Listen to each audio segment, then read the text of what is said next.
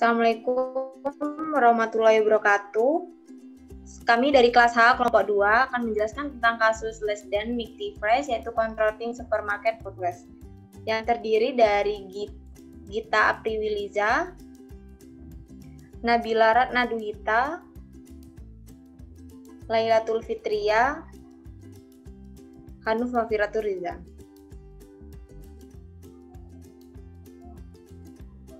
Sebelumnya saya akan menjelaskan mengenai kasusnya terlebih dahulu, yaitu kasus Less Than McD Fresh Confronting Supermarket Food Waste.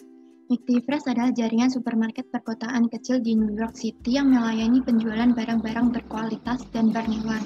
McD Fresh memiliki inisiatif untuk mengatasi tingkat kemiskinan dan tunawisma yang melakukan terutama di lingkungan toko Williamsburg. Namun Filconi, yaitu seorang manajer McD Fresh di Williamsburg, Brooklyn, terkejut ketika menerima email dari seorang profesor Atticus Lynn dari Universitas Brooklyn yang mengkritik program donasi makanan yang menempatkan tempat sumbangan makanan di depan tokonya, di mana pelanggan dapat mengirim barang-barang yang dibeli untuk amal bagi orang-orang tunawisma.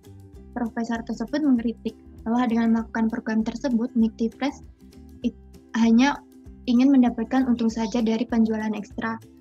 Profesor tersebut mengatakan lebih baik untuk memberikan makanan gratis untuk barang yang sudah rusak atau tanggap kadaluarsa, karena sebanyak 10% McD Fresh membuang makanan yang masih enak, bahkan makanan kemasan dengan tanggal kadaluarsa yang dicap masih bagus hingga 2 minggu setelah tanggal tersebut, termasuk hasil bumi yang memungkinkan yang membutuhkan untuk mengakses makanan tersebut secara langsung sebelum binasa. Ketika makanan enak dibuang, alih-alih diberikan kepada orang yang lapar. Itu adalah pemborosan sumber daya yang tragis. Pemerintah Amerika Serikat di bawah Bill Clinton mengeluarkan undang-undang yang melindungi pedagang dari tanggung jawab saat memberikan makanan yang kadaluarsa. Sayangnya, hanya sedikit toko yang mengambil keuntungan darinya karena mereka takut penjualan berkurang dari pelanggan yang memilih produk gratis sebagai pengganti membayarnya. Saat Fioni ingin membalas surat itu, dia dipanggil ke tempat pemasok yang mengantarkan kiriman baru stroberi lokal segar. Asisten Fioni tidak yakin ini adalah pengiriman yang sebenarnya bisa dia terima. Masalahnya adalah bahwa meskipun ini adalah produk premium yang mereka beli sebelumnya, ia mendekati akhir musim dan pelanggan tidak membelinya secara secepat sebelumnya di musim panas. Toko tersebut masih memiliki sekitar 1/4 pengiriman terakhir di rak yang masih bagus untuk beberapa hari lagi. Fioni dipanggil untuk membuat keputusan. Saat dia memeriksa produknya, dia melihat ekspresi cemas di wajah pemasok, seorang petani lokal. Dia memberitahunya bahwa ini adalah stroberi terakhir di musim ini dan dia mengalami kesulitan karena stroberi ini kecil dan tidak secantik biasanya, tetapi tetap terasa enak. Dia takut jika McD Fresh tidak mengambilnya, dia mungkin harus membuangnya karena sebagian besar konsumen Amerika ini terbiasa dengan produk yang besar, cerah, dan bebas noda.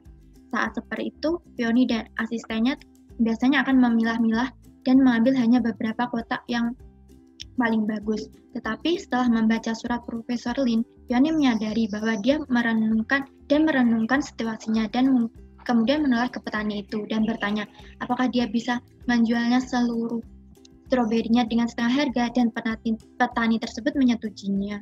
Memberikan stroberinya ke McD Fresh. Lalu si Fioni menjual stroberi tersebut dengan menumpuk stroberi yang lebih baru dan lebih tua di tengah-tengah bagian produksi dengan tanda besar bertuliskan stroberi lokal terakhir tahun ini dan menempatkan pada promosi 2 untuk 1. Setelah sisa pekerjaan hari itu selesai, Fioni duduk dengan tekad untuk menemukan beberapa solusi untuk masalah limbah makanan yang diangkat Profesor Lynn. Apa yang dia lakukan tentang perannya dalam masalah struktur yang lebih bagus, yang luas ini, Fioni mempertimbangkan alternatif saran yang diberikan Profesor. Jika dia melanjutkan dengan sarannya tentang bagian makanan yang kadaluarsa, dia mungkin kehilangan pendapatan dari pelanggan yang mengambil barang-barang itu daripada membeli yang lainnya. Semakin Fioni memikirkannya, semakin dia bersemangat memikirkan ide memiliki bagian makanan gratis. Toko tersebut dapat memasang tanda di atas tempat sumbangan di depan yang mengatakan McD Fresh juga memiliki bagian gratis untuk makanannya yang akan segera kadaluarsa. Dengan program tersebut, McD Fresh berkomitmen untuk memastikan tidak ada orang yang kelaparan lagi. Next.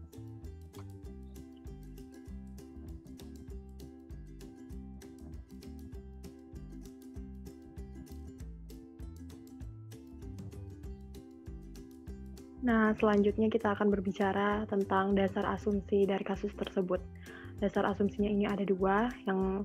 Yang pertama yaitu sebelum terjadinya pandemi pada saat ekonomi normal dan pada saat terjadinya pandemi yang membuat ekonomi lesu. Asumsi ini kami peroleh dari http kanal1.com. Pada saat sebelum terjadinya pandemi atau pada saat ekonomi normal, kami mengambil transaksi penjualannya itu berdasarkan transaksi penjualan per bulan sebesar 131,6 miliar rupiah.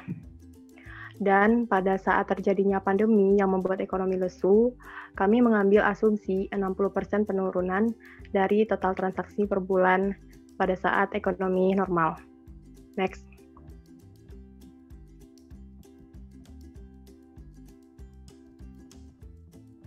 Asumsi untuk pengambilan keputusannya itu ada dua, yaitu buy one give one, dan yang kedua bekerja sama dengan perusahaan peternakan. Untuk buy one give one, sesuai dengan yang sudah saya sebutkan tadi, asumsinya itu berdasarkan pada saat ekonomi normal yaitu sebesar 131,6 miliar. Kemudian harga barang yang disumbangkan dibebankan kepada pembeli.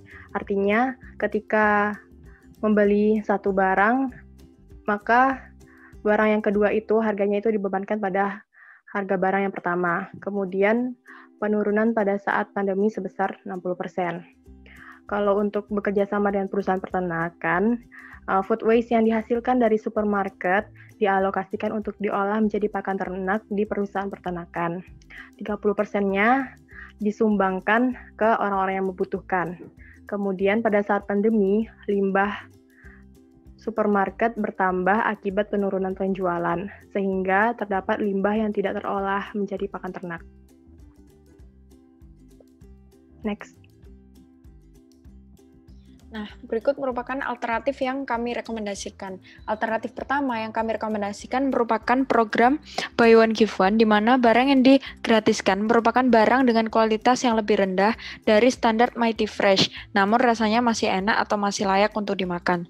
Melalui program ini, Mighty Fresh masih bisa mendapat keuntungan karena mereka mendapat harga murah dari para petani untuk barang tersebut, dan Mighty Fresh membebankan biaya pembelian barang tersebut ke barang premium yang menjadi hak konsumen, sehingga harga barang dinaikkan sebesar 50%. Barang donasi dari program tersebut akan langsung dialokasikan oleh pihak Mighty Fresh kepada pihak yang membutuhkan di daerah tersebut. Program ini membutuhkan pemasaran yang gencar dan mendorong kepedulian atau emosi pelanggan agar tertarik untuk melakukan donasi kepada pihak yang membutuhkan.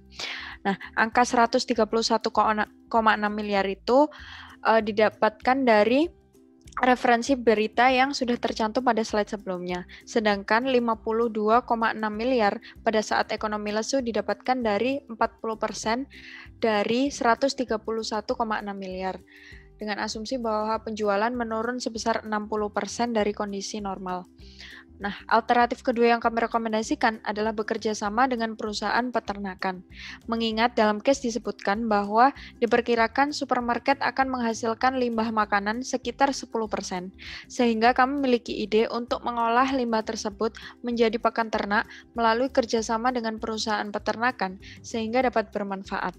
Kemudian, kami mengalokasikan sebesar 30% dari penjualan tersebut kepada pihak yang membutuhkan melalui kerjasama dengan pihak yayasan sehingga dapat terkoordinir dengan baik. Perhitungan dari angka pada penjualan saat ekonomi normal sebesar 118,4 miliar didapatkan dari 1/1,5 dikalikan 131,6, kemudian ditambah dengan 0,5/1,5 dikalikan 0,7, kemudian dikalikan lagi dengan 131,6. Di mana asumsi 1/1,5 berasal dari asumsi bahwa pada alternatif ini harga barang tidak dinaikkan 50%, sedangkan angka pada program Buy One Give One sudah dinaikkan sebesar 50%. Lalu, asumsi 0,5/1,5 berasal dari asumsi besar penjualan dari limbah makanan yang akan didapatkan, kemudian 0,7 didapatkan dari penjualan yang didapat karena 0,3-nya langsung didonasikan kepada pihak yang membutuhkan. Nah, sama halnya dengan asumsi perhitungan pada saat ekonomi normal, namun bedanya pada saat ekonomi lesu, terdapat unsur 1/1,6 yang berdasar pada asumsi bahwa menurunnya penjualan sebesar 60% akan meningkatkan limbah makanan sebesar 60% juga. Sementara permintaan limbah dari perusahaan tetap, sehingga Metifresh hanya dapat mengolah 1 dari 1,6 limbah yang ada. Nah, berikut merupakan perhitungan yang telah saya jelaskan pada slide sebelumnya. Nah, selanjutnya ada pengambilan keputusan maksimasi yang mana metode ini mengambil alternatif yang terbaik dari kondisi yang terbaik, di mana nilai payoff terbesarnya terjadi pada buy one give one yang memiliki nilai 131,6 miliar yang terjadi pada penjualan di saat ekonomi normal. Nah, jadi analisisnya pada alternatif ini yang mampu memaksimalkan profit pada perusahaan Metifresh yaitu alternatif buy one give one, karena buy one give one ini memiliki nilai penjualan pada saat ekonomi normal ataupun saat ekonomi lesu jauh lebih besar dibandingkan dengan si Metifresh harus bekerja sama dengan perusahaan peternakan. Dimana jika si perusahaan Metifresh ini bekerja sama dengan perusahaan peternakan, dia akan menghasilkan penjualan saat ekonomi normal yaitu 118,4 miliar dan ekonomi lesu sebesar 42,77 miliar. Jadi, alternatif yang mampu memaksimalkan profit pada perusahaan Metifresh yaitu adalah buy one give one. Sekian dari kelompok kami ucapkan terima kasih.